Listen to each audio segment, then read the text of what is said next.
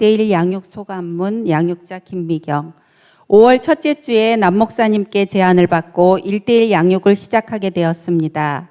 동반자가 우리 목원인 이자영 성도이었기에 이번 기회에 목원을 더 자세히 알고 섬길 수 있는 좋은 기회라 생각하여 흔쾌히 응한 것입니다. 교육은 담임 목사님께 한 번, 목자 모임에서 한 번, 남목사님께 토요일에 한 번, 3번을 받긴 했지만 누구를 1대1로 양육한다는 것이 경험도 없고 서교동교회에서 처음 시작하는 것이라 물어볼 선배도 없어서 오직 주님만 의지하고 나갔습니다.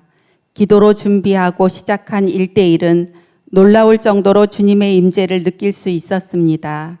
주님의 비전이 나의 비전이 되어 한 영혼을 구원에 이르게 한다는 것이 너무나 감격스러워 주님이 주신 사명에 감사하며 한 달을 기쁨으로 보냈습니다.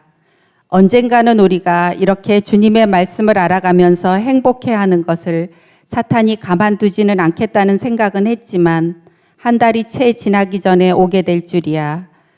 동반자는 믿었던 사람에게 배신당하는 고통에 처하게 되었고 그 충격으로 불면증과 섭식장애로 너무나 힘이 들어 1대1 교육을 못 받겠다는 충격적인 이야기를 전해왔고 저는 사탄의 계략임을 알고 굴복할 수 없었습니다.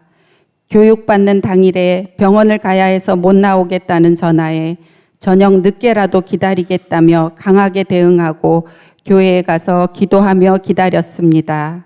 다행히 그리 오래 기다리지 않아 초췌한 모습으로 나타났고 고통을 털어놓을 때 하나님 말씀으로 위로하고 물질의 주인이신 주님을 증거하며 사탄을 물리치는 기도와 그 영혼을 안타까워하시는 주님의 마음을 담아 눈물로 기도했습니다. 2시간을 그리 보내고 나니 정신을 차리고 공부하겠다 하여 그 다음 주부터 다시 힘을 내어 교육을 이어갔습니다. 덜덜 떨리는 손으로 성경 말씀을 적어왔고 불면증으로 멍한 상태에서도 성경 암송 구절을 외워왔습니다. 한 주도 숙제를 안 해온 날이 없이 닥쳐온 고난을 말씀으로 이겨내려고 몸부림쳤습니다. 성경을 가르치기보다는 예수님은 어떤 분이신지, 우리는 어찌 살아야 하는지, 왜 그리 살아야 하는지, 주님과 동행하는 삶이 얼마나 평안한지를 전해주었고 주님의 음성을 듣고 무조건 순종했을 때의 놀라운 기적들에 대한 체험을 나누며 저 또한 그때의 감격이 되살아나서 은혜로 벅차오르곤 했습니다. 주님께 딱 붙어 있기만 하면 우리가 아무리 미련하고 연약하여도 주님은 변함없이 우리를 사랑하고 계신다는 것을 동반자에게 마음껏 증거할 수 있어서 정말 행복했습니다. 넉 달 동안 부족한 저를 믿고 존중해주며 건강이 안 좋은 상태에서도 진정한 그리스도인으로 변화되고 싶은 갈망으로 성실히 교육에 임하여 준 이자영 성도에게 감사의 마음을 전합니다. 1대1 교육이 아니었으면 이런 고난을 어찌 이겨낼 수 있었겠냐며 그동안 죄인 줄도 모르고 살았던 나 중심의 삶이 버거웠는데 주님께 맡기고 나니 평안하여 육신도 건강을 되찾아간다는 고백을 듣게 하신 주님 감사합니다. 1대1을 통해 동반자 신앙의 성장뿐 아니라 저에게 주님의 사역에 동참하는 기쁨과 보람을 안겨주셔서 감사합니다.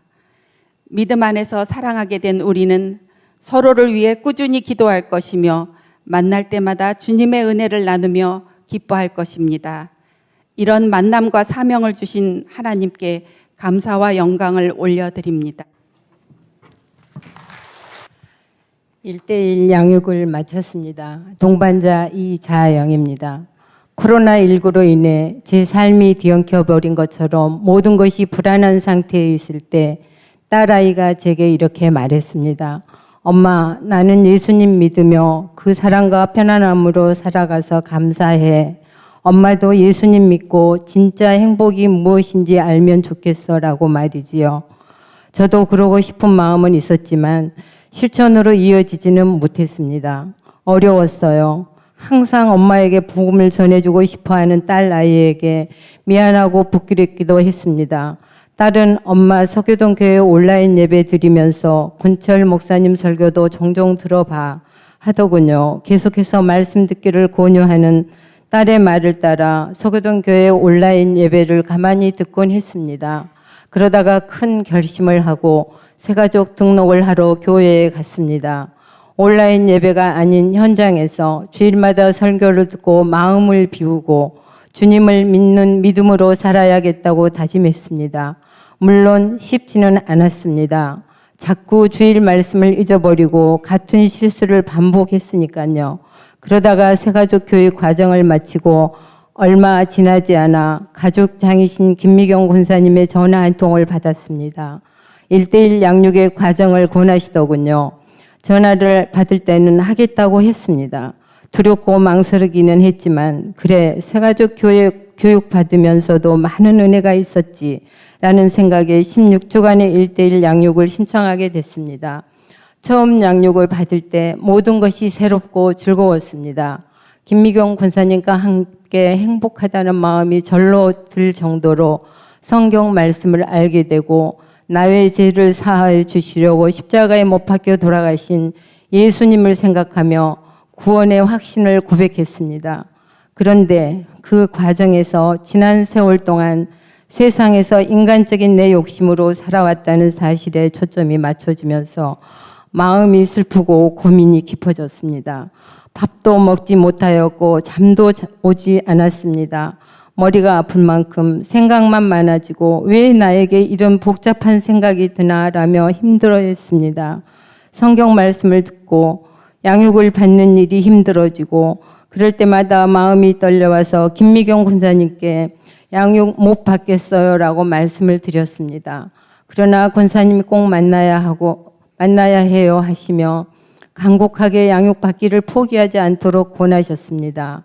지금 생각해보면 권사님을 통해 주님이 저를 붙잡아 주신 거라 믿습니다. 권사님의 말씀을 듣고 생각했습니다.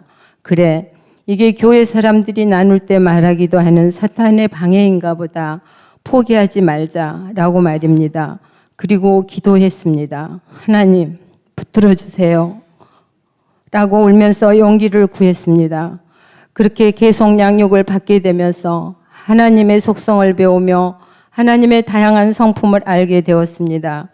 그럴수록 하나님의 말씀과 복음을 진실로 믿고 받아들여야 순종하는 삶을 살아내고 싶어졌습니다. 그러면서 믿음으로 주님께 저희 죄를 말씀드리고 용서를 빌며 찬양하는 시간이 늘어나게 되었습니다. 용서하지 못하던 사람을 용서하게 되는 마음도 생기고 그러다 보니 편안함을 누리게 되었습니다. 건강도 좋아졌습니다. 지난 16주 동안 양육을 통해 구원의 확신 속에서 세상을 바라보는 관점이 변화했음을 스스로 느낍니다. 무엇보다 그동안 제 삶은 세속적인 복을 추구하며 개인의 이익만을 위한 삶이었다는 것을 알게 되었습니다. 말씀을 듣고 성경을 열심히 읽어도 혼자서는 이해하기 어렵고 금방 잊어버리곤 했는데 1:1 양육을 통해 진정한 그리스도인은 어떤 삶을 사는지 어떤 믿음의 고백을 하는지 배웠습니다. 무엇보다 양육을 받는 가운데 예수님 안에서 변화하고 싶은 뜨거운 열망이 생긴 것이 하나님의 사랑이라고 믿음을 크게 고백하고 싶습니다. 항상 말씀을 마음에 새기며 하나님의 자녀로 더욱 성장하기를 바라며 주님께 순종하는 삶을 살아가겠습니다. 무더위 분주한 삶 속에서도 진심 어린 사랑으로 같이 기도하며 양육해 주신 김미경 권사님께 감사합니다.